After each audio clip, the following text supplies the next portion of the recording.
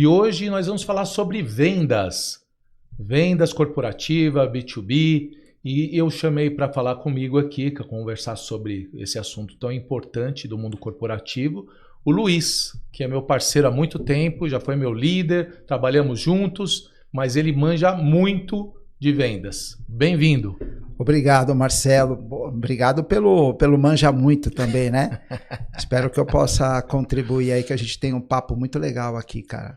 Vou fazer pegadinha aqui, hein, cara? Não é... Eu tô preparado, hein? Trouxe algumas perguntas aqui que pode ser pegadinha. É, que nenhumas é a que você passou para mim, né? Nenhuma. Tá certo, tá bom. Tudo bem. Vamos lá. O que um vendedor precisa hoje para ganhar confiança do cliente? Na verdade, é uma pergunta de milhões, né? Mas eu entendo que a primeira coisa que o vendedor precisa ser para ele conquistar a confiança de um cliente é ser genuíno. O que eu entendo por genuinidade? É ele entender, primeiro, que as pessoas só compram de quem vai ajudá-las a resolver um problema.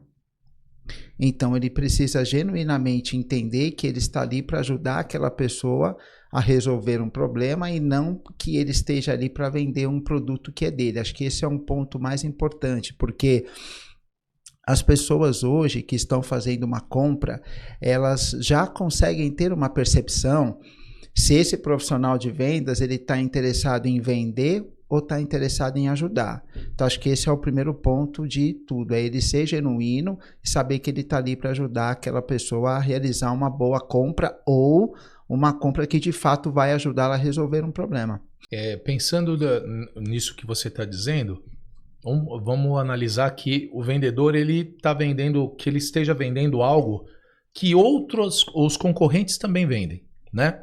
Então, eu sou genuíno, você é genuíno também, nós estamos concorrendo. Como eu vou um pouco além disso, de ser genuíno e gerar a confiança, a credibilidade, né, por esse ponto, e o outro está gerando também. Posso estar vendendo um produto bacana e o outro também vendendo um produto bem legal e que são concorrentes em qualidade. Mas o que eu posso fazer a mais para gerar essa confiança, para complementar? Bom, acho que o profissional de vendas ele tem que ter um objetivo importante e alguns fatores que são relevantes na hora de você realizar uma venda, né? Ele tem que entender que a primeira coisa que ele precisa fazer é entender que vendas é uma ciência social, né? Então, a ciência social ela envolve estratégia, envolve relacionamento também, mas envolve dados, inteligência.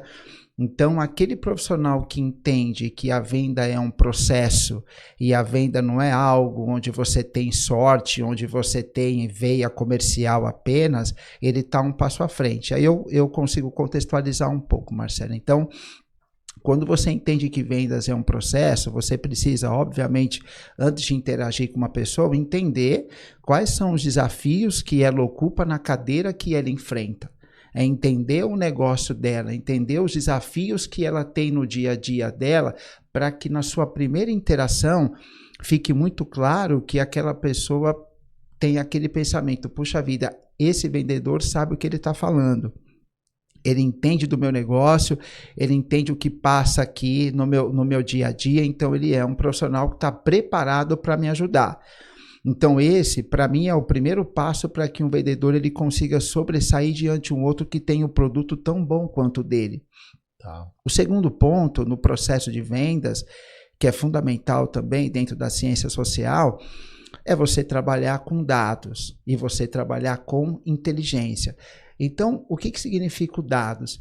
Dados, ele é o que te norteia e o que te mostra se você está no teu caminho certo ou não dentro de uma venda. Então, quando a gente fala de conversão, quando a gente fala de comportamento de compra de algumas pessoas, tudo isso ele é oferecido através de dados, obviamente dentro de um CRM, né, onde você controla todo o teu processo de gestão de vendas, e esses dados eles norteiam se você está no caminho certo ou não, né? Quantas pessoas você precisa falar para que você consiga atingir o seu objetivo. Muitas vezes o vendedor ele está concentrado em uma única pessoa Sim. Né? Que é a pessoa que é o foco dele ali, onde ele quer vender, mas a tomada de decisão, ela passa por 2 ou 3 pessoas dentro de um comitê.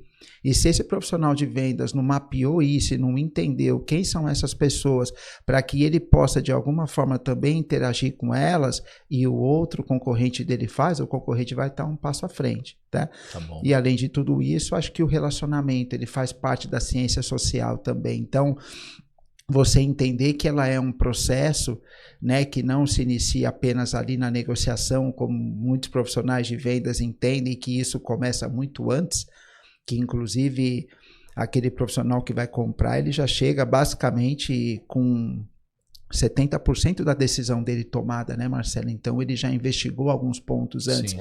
Às vezes ele, senão nem te chama, né? Senão ele não chama, e às vezes ele conhece até tão quanto você do seu produto, porque ele já estudou e ele pesquisou. Sim. Então essa interação ela tem que ser muito positiva, e você não pode negligenciar isso quando você é um vendedor de alta performance. Eu acho que você deixou bem claro aí, né? O fator customização, o fator de relacionamento, o fator da importância de ele entender e mapear lá dentro que tem outras pessoas que podem tomar decisão. E isso é fundamental, porque se a gente não tiver isso no nosso planejamento, e eu digo, por que eu fiz essa pergunta? Porque deve ou deveria existir um planejamento de visita. Mesmo que eu tenha 10 anos de empresa vendendo os mesmos produtos e tudo mais, eu tenho que ter um planejamento. Como que eu vou conduzir se o cara for assim ou assado? Né? E como que eu vou conduzir o meu produto? E se ele não precisar só do meu? Ele tem que ter olhado o site da empresa que é cliente, visto aonde você pode atuar dentro do que os caras fazem, né? E entender o mercado, que ficou claro. Eu acho que é isso que você quis passar. Né? Quais são os desafios atuais de um vendedor de soluções? Porque o vendedor hoje, B2B, é um vendedor de solução. Ele pode usar a técnica de venda consultiva, o que for, mas ele é um vendedor de solução, uma venda de valor. Né? Me fala um pouquinho. Tá, Marcelo, eu acho que assim, o maior desafio que o vendedor enfrenta hoje é ele assim, ultrapassar algumas barreiras dentro do processo comercial, que para a maioria dos vendedores é muito difícil. Ele precisa fechar algumas portas ali que são fundamentais dentro do processo de vendas. E para mim, as 2 principais é a confiança e a segurança. Então, eu entendo que o maior desafio do vendedor hoje é ele mostrar para aquela pessoa que ela pode confiar nele. Porque o vendedor ele já tem aquele estigma de que é aquele profissional que, né, que ele não quer ali te ajudar, ele quer te vender, ele quer colocar um preço grande, ele quer enfiar um produto na sua goela. Então, ele precisa passar por essa porta primeiro, que é a porta da confiança, não pode deixar essa porta aberta. E a porta da confiança ela está muito relacionada a como você pensa, né? Como você age e se os seus valores estão alinhados com daquele cliente também, daquela pessoa que está do outro lado. Então, eu entendo que a confiança é o ponto principal. E segundo, a segurança. A segurança é quando você consegue mostrar para ele que você já ajudou outras pessoas que enfrentam os mesmos desafios e os mesmos problemas que ele enfrenta. E como você ajudou essas pessoas a superar. Então, quando o vendedor ele supera esses 2 desafios na interação ali, já você com esse cliente, acho que é um ponto principal. Agora, o que é bacana a gente trazer aqui, que poucas pessoas falam, é o que acontece antes da interação. Né? Existe um dado que é bem legal, Marcelo, quando você fala de vendas de alto ticket, né?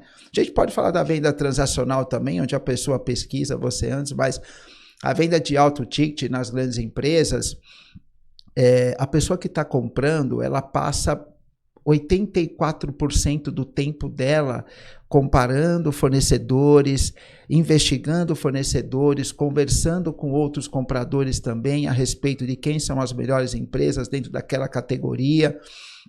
E quando ela vem para o momento de compra dela, ela basicamente já entende ali quem são as empresas que ela vai escolher para participar de um bid. Né? Geralmente eles escolhem 3, uma empresa que é a maior de mercado, uma que é disruptiva e uma outra que é uma top of mind, por exemplo. Né?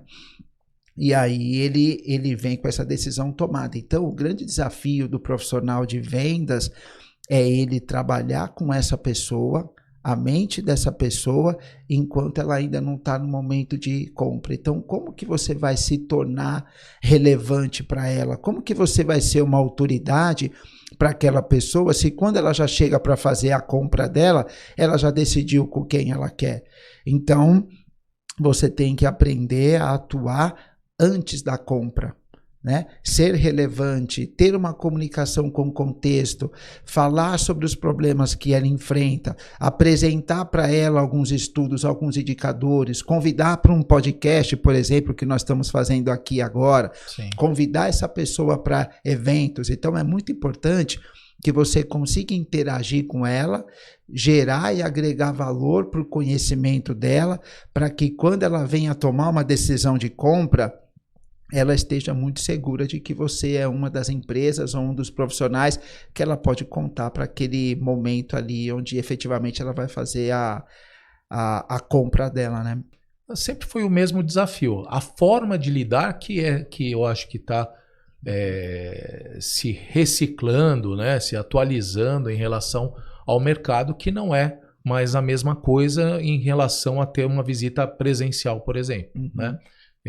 Depois da pandemia, gerou-se o entendimento de que todo mundo poderia fazer uma reunião online que custaria menos tempo, né? E menos custo para quem está visitando e tudo mais. Mas esse desafio de você ter a confiança, que não é fácil, que a gente já falou, e gerar essa segurança. Você já tentou pedir para um cliente seu um depoimento do trabalho que você faz, da empresa e tudo mais? Não é tão simples, né? Eles, para quem é pequeno, que nem eu, por exemplo, na minha consultoria, eu sou pequeno diante do mercado. Então não é tão simples. Quando você pede... Hoje mesmo eu pedi para uma pessoa e a pessoa fez e passou na hora e fez o depoimento. Pedi para outra pessoa, ela falou, eu vou fazer, mas não passou. Não sei se ainda vai passar, mas não passou. Né? Por que isso é necessário? Pela segurança, né? Da outra pessoa que você está prospectando e conversando e negociando e tudo mais, que tenha no nosso site aqui algo que ela possa analisar. Qual é a empresa que ele vendeu, qual é a empresa que ele trabalhou, o que ele fez de bom lá. Né? Então, isso é importante. Eu só não vejo que é algo muito simples. Uhum. E aí eu estou falando de tamanhos de empresa mesmo, né? Porque talvez seja simples para quem é uma empresa gigante e que já que tem muitos anos de mercado, chegar lá e pedir para alguém, um RH, por exemplo, fazer um depoimento. Outra coisa é para uma pessoa que chega lá e faz... Inicialmente está pequeno ainda dentro da organização. Fez um trabalho ou 2, né? O que você acha disso? Marcelo, mas acho que assim, é muito legal o que você trouxe, porque a gente volta para a jornada de venda, né? Se você fez uma boa venda, se você foi genuíno, se você teve um comportamento de um vendedor que tinha ali o interesse genuíno em ajudar, você fez a venda e essa venda de fato ajudou aquela pessoa a resolver um problema, você está muito próximo de conseguir um depoimento. Sim. É óbvio que hoje o comportamento dentro das empresas, das organizações, ele mudou muito, né? Hoje o tempo é o bem mais valioso que as pessoas têm. Uhum. Mas se você ajudou uma pessoa a resolver um problema que ela estava enfrentando, porque o teu trabalho, o teu serviço, a tua solução ajudou ela a tal ponto dela conseguir até avançar dentro da empresa e resolver todas as dificuldades que ela tinha, eu garanto para você que a possibilidade dessa pessoa te dar um depoimento é muito grande. Então a venda passa por isso também. Muitos vendedores, até alguns anos atrás, eles pensavam que a jornada desse cliente se encerrava a partir do momento da venda. E aí o índice de churn, de perda desses clientes era muito grande, porque o interesse apenas era em vender. E hoje isso mudou. Né? Hoje as empresas que possuem os melhores resultados, elas possuem os melhores índices de retenção. Né? Acho que você trouxe um ponto do depoimento, mas acho que dá para a gente estender um pouquinho, porque o relacionamento profissional sustentável é ele que faz uma empresa crescer e que faz uma empresa perdurar por muito mais tempo. Sim. Né? Não adianta só você pensar em vender e depois encerra. Você precisa vender e manter aquele cliente. E eu acredito que você tendo um comportamento desde da venda e depois nas entregas óbvias, né, daquilo que você vendeu, você vai ter os depoimentos que você precisa, sim. Legal. Como agir quando vendemos um produto ou serviço sem diferencial? Não tenho diferencial nenhum, mas preciso vender para aquela empresa que já tem o seu fornecedor. Cara, adorei essa pergunta. Primeiro que o diferencial precisa ser você. Geralmente, na maioria das vendas, o diferencial é a pessoa que está ali do outro lado, que é o vendedor, que está ali se colocando à disposição e que está ajudando aquela pessoa a ter insights, está sendo uma liderança de pensamento para ela. Ele está contribuindo para que aquela pessoa que está comprando possa ter as melhores decisões dentro do trabalho dela. Eu posso garantir para você, cara, ao longo da minha carreira, as melhores vendas que eu tive foram aquelas em que desde o início eu consegui transmitir para a pessoa que estava do outro lado a confiança, a segurança, me posicionar como um especialista, me posicionar como uma autoridade, porque às vezes você nem tem um produto que seja um produto tão disruptivo, né, a ponto dessa empresa falar, puxa vida, eu quero você porque o teu produto é disruptivo. Mas você ajudou tanto aquela pessoa a tomar uma decisão importante dentro do negócio dela, óbvio, isso com muita responsabilidade, sim, né? Lógico. Desde que você consiga entregar, desde que você consiga realmente apresentar uma solução e um produto dentro do que ela espera, foram as melhores vendas que eu tive. Mesmo não tendo produto disruptivo e mesmo estando numa empresa que relativamente era menor do que os concorrentes que eu estava. Uhum. Então, quando o profissional de vendas entender que o diferencial de uma venda é muito mais ele, a maneira como ele se comporta do que a solução que ele vende, ele vai estar muito mais próximo do resultado. Então, respondendo a tua pergunta, seja você o diferencial.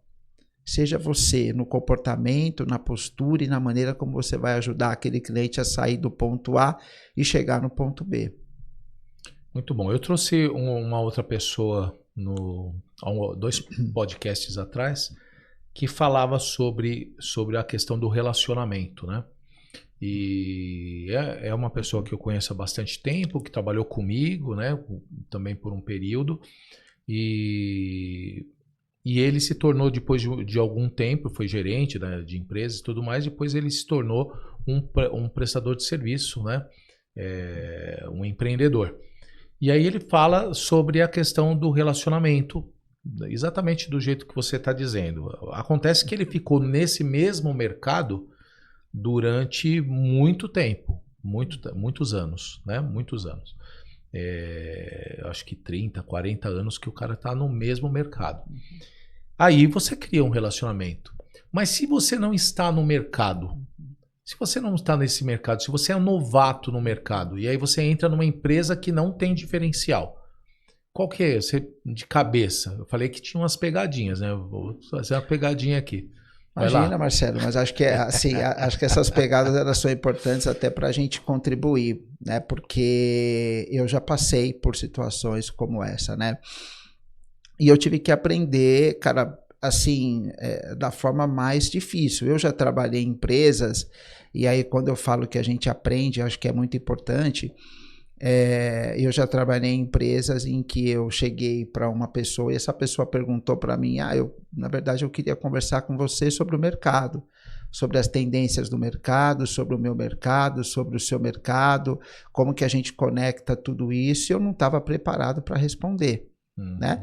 Eu já Eu já perdi negociações também ao longo da minha carreira, lá no começo, Sim, né? Porque a gente não erra, né? A gente não erra mais de 2 vezes, porque eu não mapeei todas as pessoas que eram as decisoras ali e foquei em uma única pessoa e a decisão principal estava com uma outra pessoa que não me conhecia e eu perdi a venda.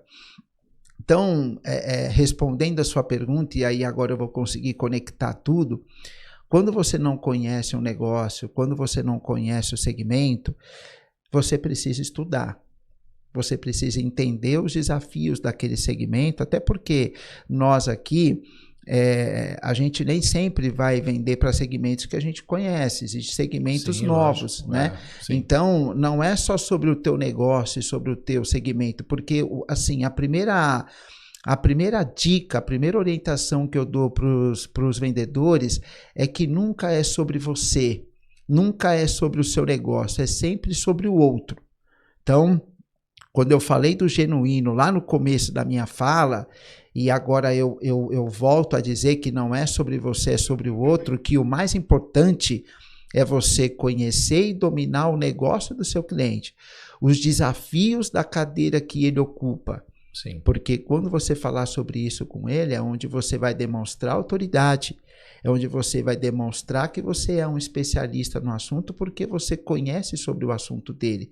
E aí você vai causar um interesse maior dele. Então, a partir desse entendimento, a conversa passa a ser uma conversa muito mais fluida, passa a ser uma conversa muito mais objetiva, onde ele vai se engajar muito mais e durante a jornada de compra dele, ele vai entender que você está interessado em resolver o problema dele. Então, você não ser um especialista não é um problema. Hoje você tem muitas formas de você estudar, de você entender, de você compreender as dores do outro e tentar ajudá-lo da melhor forma possível, obviamente conectando com a tua solução.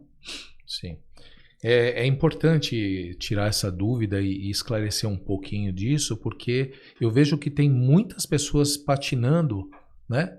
Patinando na questão vender sem conhecer produto, sem conhecer serviço, sem fazer um planejamento da visita, sem conhecer até mesmo o produto dele, né, da empresa que ele está trabalhando.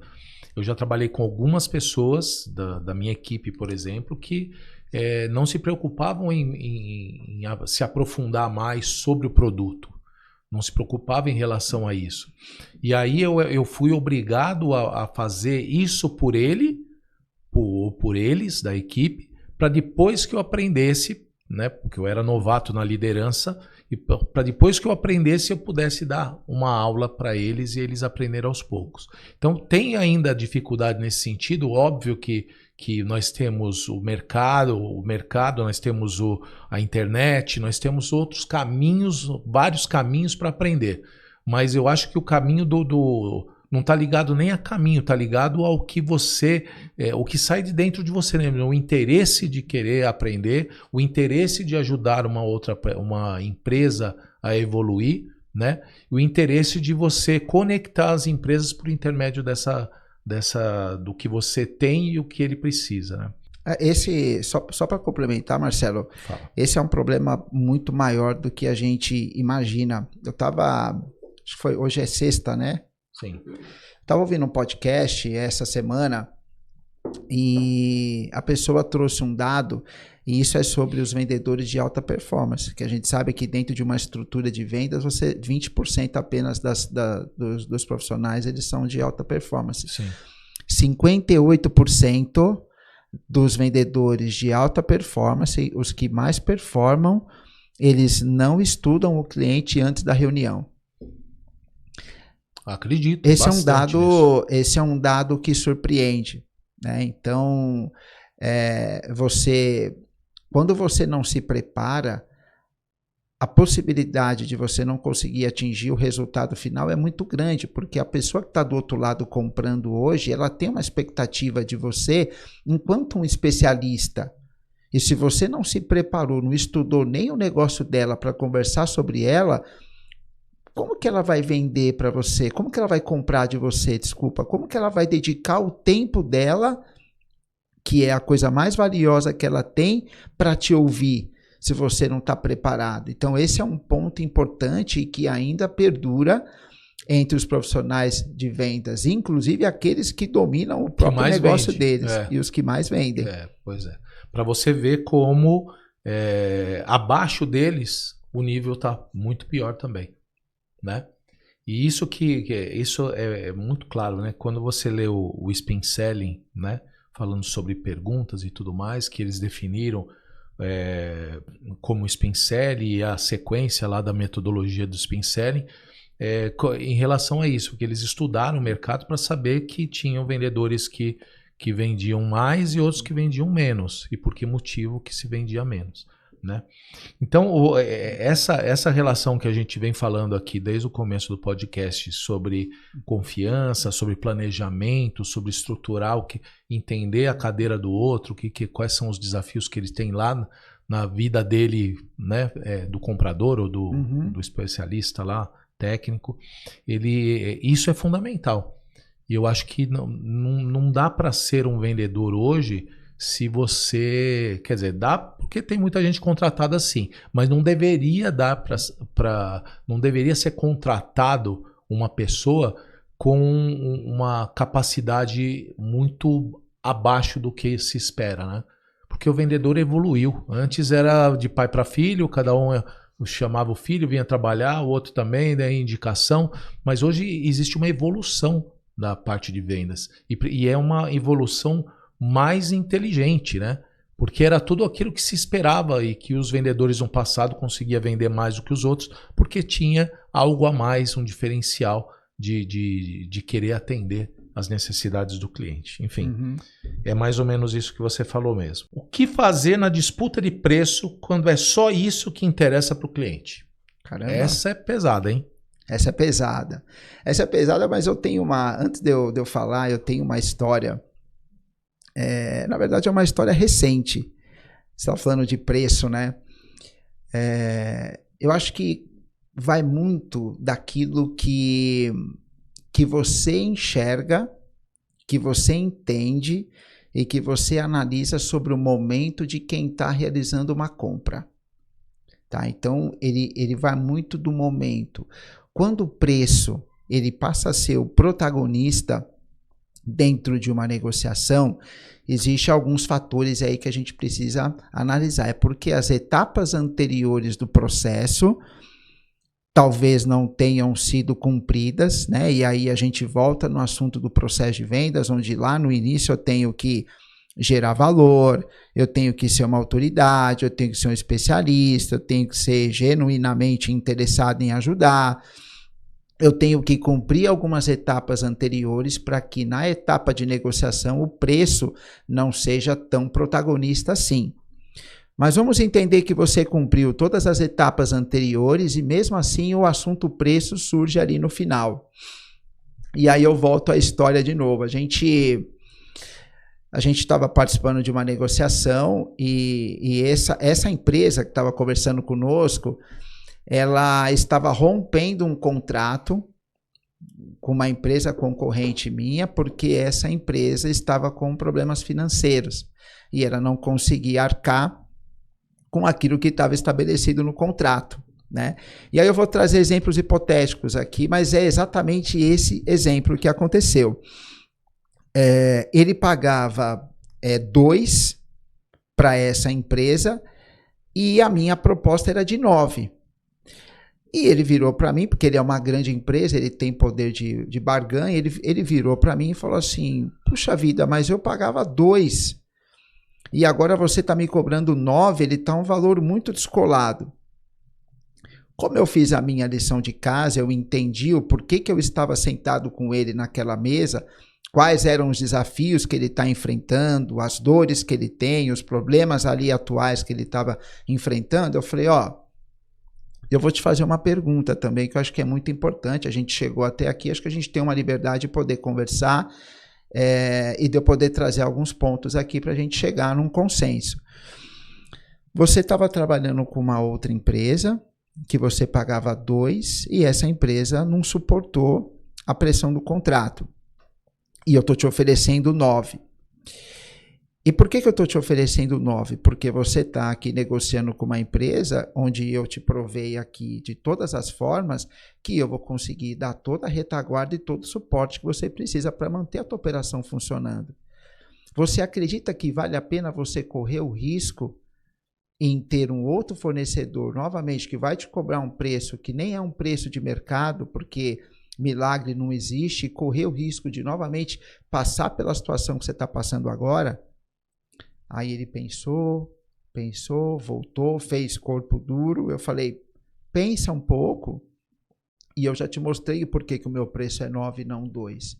Porque além daquilo que você vai ter que apresentar, né, para a sua linha financeira ali, para a tua empresa, existe também a segurança reputacional, que é um dos fatores mais importantes para um comprador poder analisar um fornecedor hoje. E ele voltou depois de um dia e falou, nós vamos continuar com vocês. Então, o preço, Marcelo, por mais que ele seja o protagonista dentro de uma negociação, ele ainda assim não vai ser o fator principal na tomada de decisão. E as pessoas entendem isso. E aí eu quero fazer um gancho com o assunto anterior que a gente falou de se preparar. Você sabe por que eu estou falando isso? Não é porque eu acredito nisso, porque isso vem na minha cabeça. É porque eu já li mais de 3 livros, literaturas sobre comprador e participo de grupos de compradores. Então, eu sei o que passa na cabeça deles, eu sei o que é relevante para eles tomarem uma decisão, né? Isso não significa que ele é um inimigo, muito pelo contrário. Significa que eu entendo quais são os desafios que eles enfrentam na cadeira que eles ocupam. Sim. E o fator segurança reputacional é muito mais importante do que o fator preço. Obviamente, eles têm ali um limite. Sim. Então, o que eu tenho a falar sobre isso, cara, é que quando o preço é protagonista, é porque faltou alguma coisa nas etapas anteriores. Tá. O que você disse é a segurança reputacional, nada mais do que garantir a cadeira dele ali, né? Se garantir ali no cargo dele. E isso, quando a gente fala de ter esse entendimento do processo e ter faltado algo antes, fica claro que não tem essa cobrança da empresa, né? Porque se os vendedores está faltando algo antes, mas eles não são treinados dentro da organização para pensar diferente, ter um pensamento crítico sobre o que ele está fazendo, né? O que ele está entregando hoje, o que ele poderia entregar em relação a, sei lá, 3 livros que você leu, 5 livros que o outro leu, 10 livros que o outro leu. Então, será que está lendo, né? Esses vendedores não estão lendo nada? Será que eles não estão se atualizando? A empresa só quer números ou ela quer o resultado? Eu fico meio em dúvida em entender como que está sendo administrado o setor de vendas.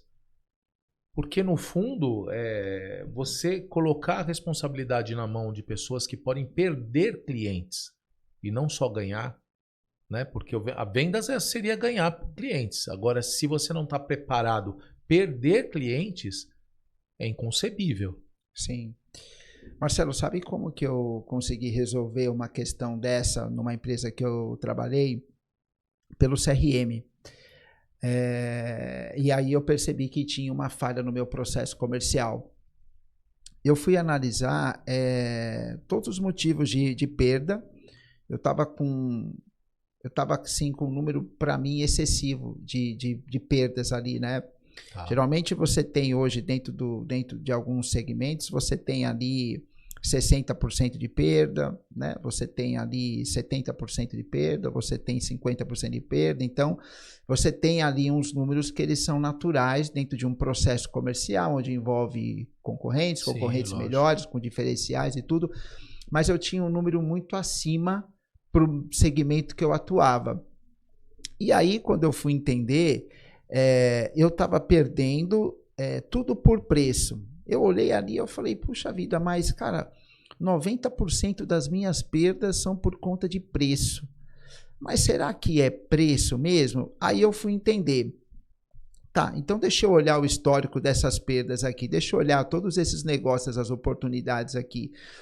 Quando ele dava ali a perda dele por preço, ele estava dizendo para mim ao longo ali da jornada dele que o cliente não estava dando retorno para ele. Então ele perdeu a comunicação com esse cliente, ele deu lost por preço, porque ele já tinha mandado uma proposta. Então ali tudo lost por preço. Por que preço? Porque ele mandou uma proposta, o cliente não respondeu, ele entendeu que o valor da proposta que ele mandou estava acima do que o cliente tinha de expectativa. E aí eu comecei a analisar o processo. E aí eu comecei a entender que ali, cara, 70% das propostas que eles estavam mandando, o cliente não tinha nem pedido a proposta. Ou seja, era algo que não estava acontecendo. Então, se o cliente não pediu a proposta, onde que foi o problema? E a falha? A falha foi na etapa anterior, nas etapas anteriores de construção daquele relacionamento e daquela jornada. Ele não estava conseguindo gerar valor, ele não estava conseguindo se posicionar como autoridade. As reuniões que eles faziam era 80% do tempo das reuniões era demonstrando o produto e 20% investigando e conversando com o cliente sobre os desafios que ele enfrenta na cadeira que ele ocupa. E, obviamente, quando chegava no final da reunião, ele falava assim, eu vou te mandar uma proposta. Que, na verdade, não existia aquela possibilidade de proposta, porque ele não conseguiu entender direito, superar a etapa inicial, que é convencer aquele cliente de que ele era a melhor solução para ele, ou uma das melhores. Sim. Então, a gente começou a ver que aquelas perdas por preço não existia, na verdade. Né? Então, existe muito essa questão, quando a gente fala de preço também, um estigma muito grande. A gente precisa entender por que eu estou perdendo por preço e se realmente é por preço que eu perdi. E aí eu simplesmente ajustei as etapas anteriores e falei, ó, você vai passar 20% do seu tempo falando sobre a solução e 80% do tempo investigando, entendendo, conversando e convencendo ele de que você é a melhor alternativa. O jogo virou. E você só vai mandar uma proposta se ele virar para você e falar assim, realmente, é com você que eu quero avançar, ou você é uma das empresas que eu quero avançar, me manda uma proposta.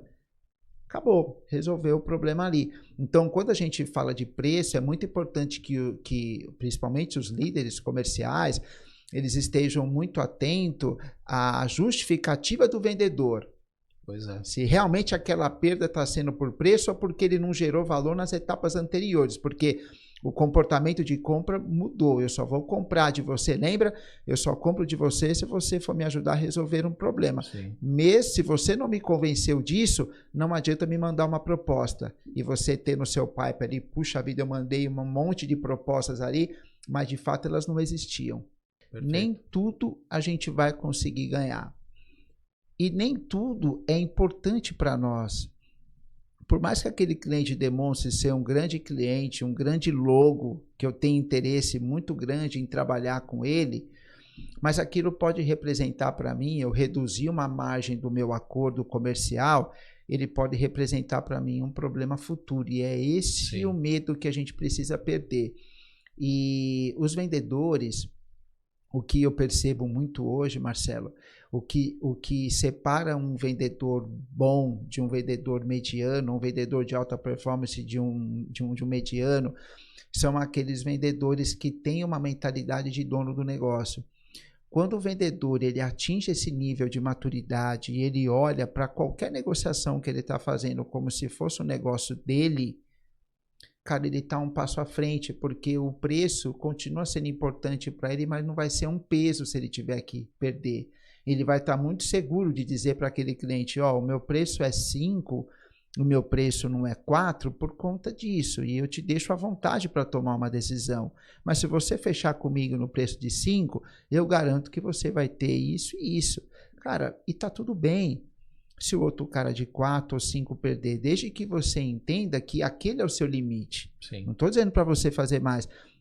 Mas se você não pode trabalhar menos do que o seu limite, você vai fazer o quê? Não tem o que você fazer. E o dono do negócio, ele pensa muito assim, ele precisa pensar na continuidade do negócio dele. Então, ele não vai tomar uma decisão que coloque em risco todo o negócio. E quando o vendedor atinge esse nível de maturidade, aí ele fica mais fácil.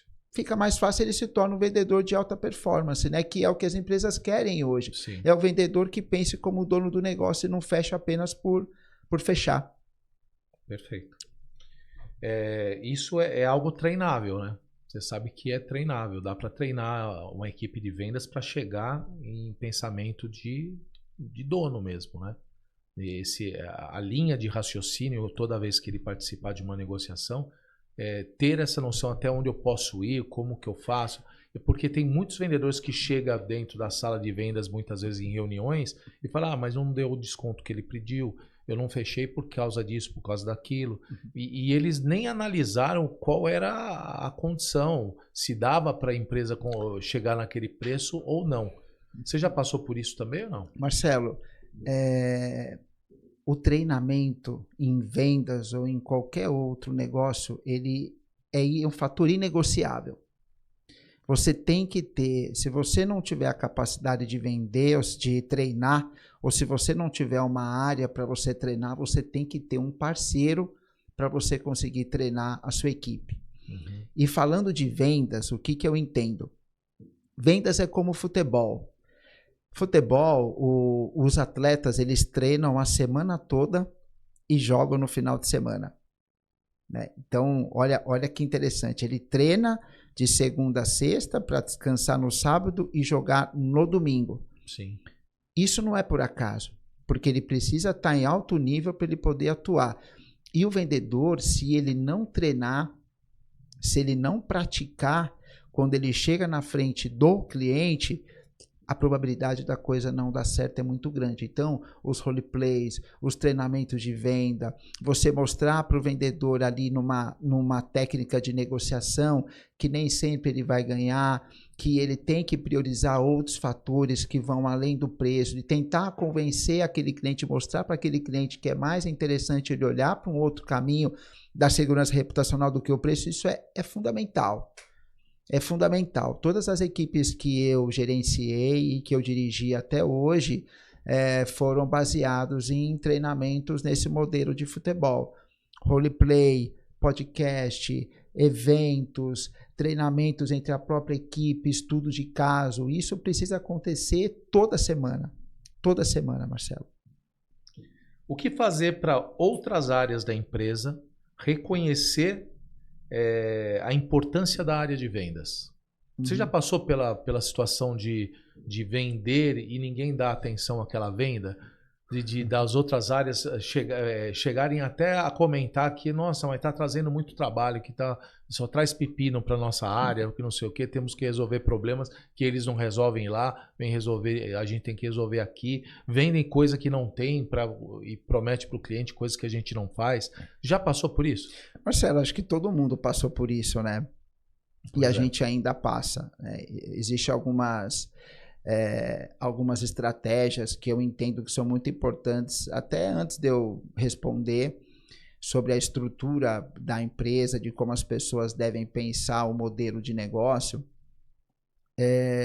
Eu também passei por isso, cara, e como que eu consegui equacionar, não vou nem dizer resolver, mas equacionar, porque ele continua sendo um problema muito grande, porque muitas empresas vivem em silos ainda dentro de áreas, né? Sim.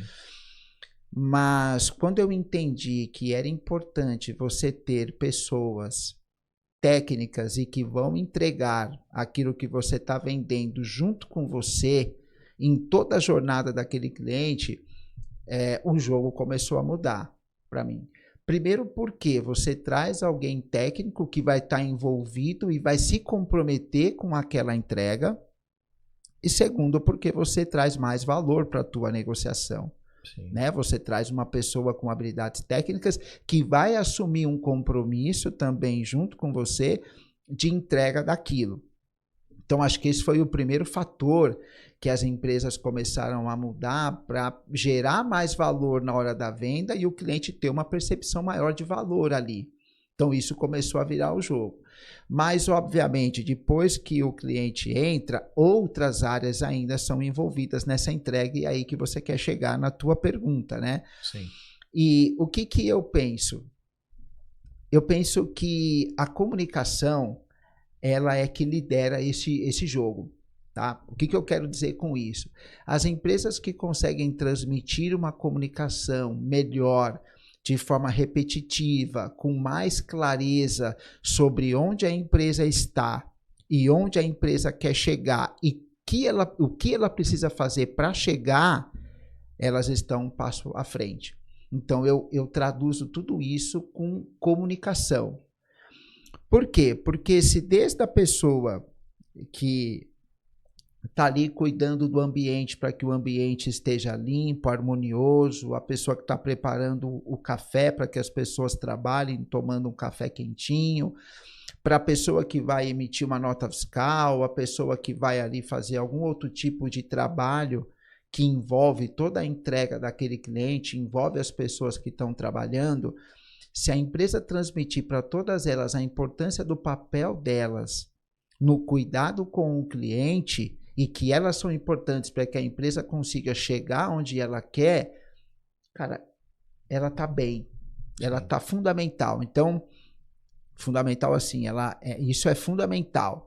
Então, as organizações que já entenderam isso, né, e que cuidam da jornada desse cliente desde o momento que ele está negociando lá no funil até o momento que esse cliente entrou e está sendo cuidado dentro da empresa por todas as áreas, né? Que a gente fala de toda a jornada desse cliente, as empresas que já entenderam e estão cuidando disso, são as empresas que hoje têm o melhor índice de retenção de clientes e são as empresas que mais crescem.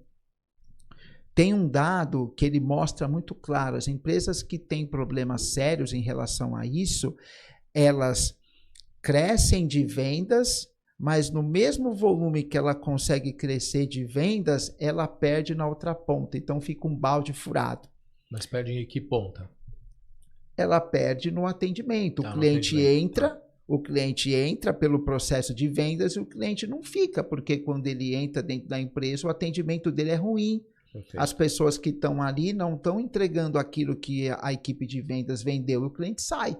Então, a equipe de vendas fecha 10 milhões de negócios por mês e a retenção e a perda, o churn desses clientes por mês é de 8 milhões. Perdeu 2 aí na brincadeira. Perdeu 8, né? Porque 8, ele ganha 10 desculpa, e perde 8. Então, isso. A empresa não cresce. Então, muitas empresas já perceberam isso e hoje elas trabalham a comunicação de uma forma muito padronizada e organizada e cuida da jornada do cliente, desde quando ele está ali participando do processo de vendas até quando ele está na empresa ali já. Então, e aquela história de você vender, ou melhor, fazer as pessoas que trabalham na sua empresa também aprenderem a vender o produto e serviço que a sua empresa vende. O que você acha disso? Porque eu acho essa parte de muito mal trabalhada e que se realmente fosse trabalhada, teria menos problema dentro da organização. Porque eu sempre vou pré-julgar você se eu não conheço você por inteiro. Se eu não conheço o seu setor, eu vou sempre colocar a culpa no seu setor, não no meu. Né? E se eu tenho relação com o meu cliente muito boa, mas você não tem uma relação boa também com as outras áreas, também as coisas vão se perder, porque as outras áreas vão fazer do jeito que ela imagina que é a melhor forma de fazer. Então, o que eu penso? Aquela teoria de que todo mundo da empresa tem que vender, tipo, eu vendo um produto de cosmético, né? E aí quando você for, se alguém te perguntar qual empresa de cosmético você me indicaria, você vai ter que indicar a sua empresa, a empresa que você trabalha, né? Então todo mundo dentro de uma organização de 200, 400, 500 pessoas tem que saber vender os produtos e serviços que aquela empresa faz. Vender a ideia de que aquele produto é bom.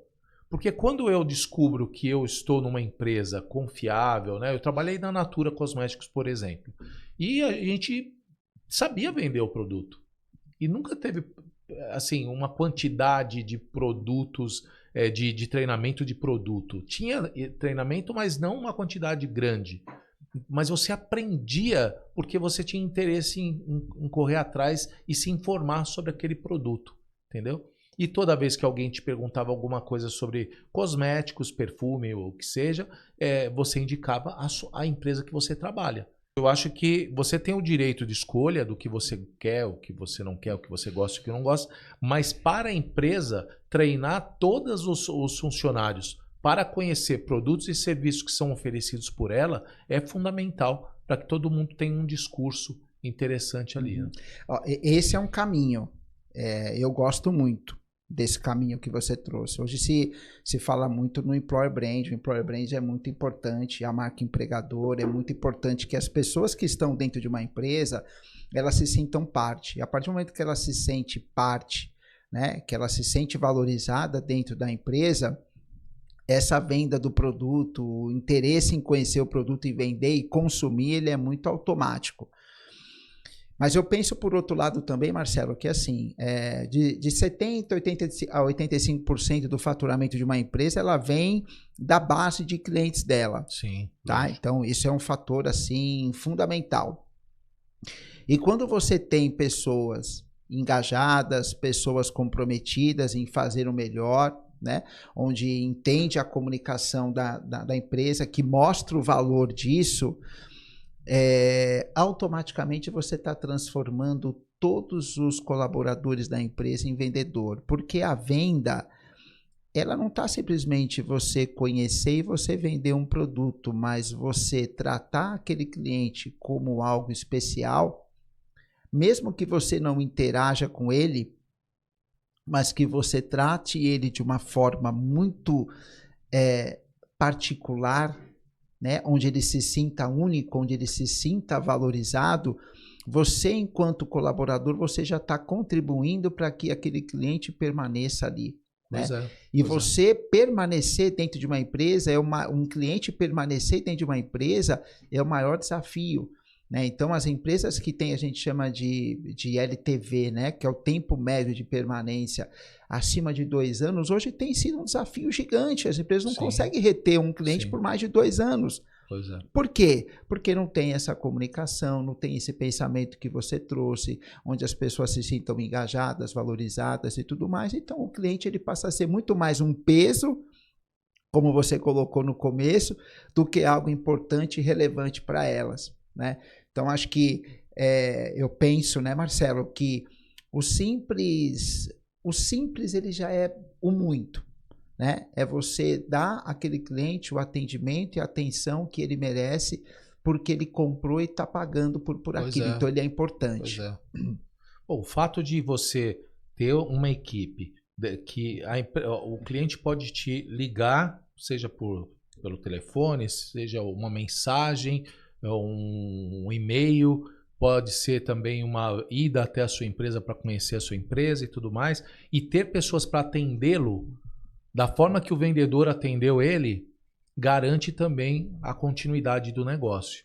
Porque senão você vai perdendo. O vendedor vende algo, ele é muito bom, um relacionamento top, mas o atendimento dentro da organização não dá valor nenhum para o cliente que está entrando lá. Uhum. Né? Então, saber o que o cliente representa para a empresa já é fundamental. Talvez muita gente nem saiba o que um cliente significa para a empresa. Sem dúvida. E isso é um grande problema de administração da empresa, de gerenciamento da empresa, dos administradores, do dono da empresa, dos diretores. É um problema. Isso deveria estar na primeira pauta.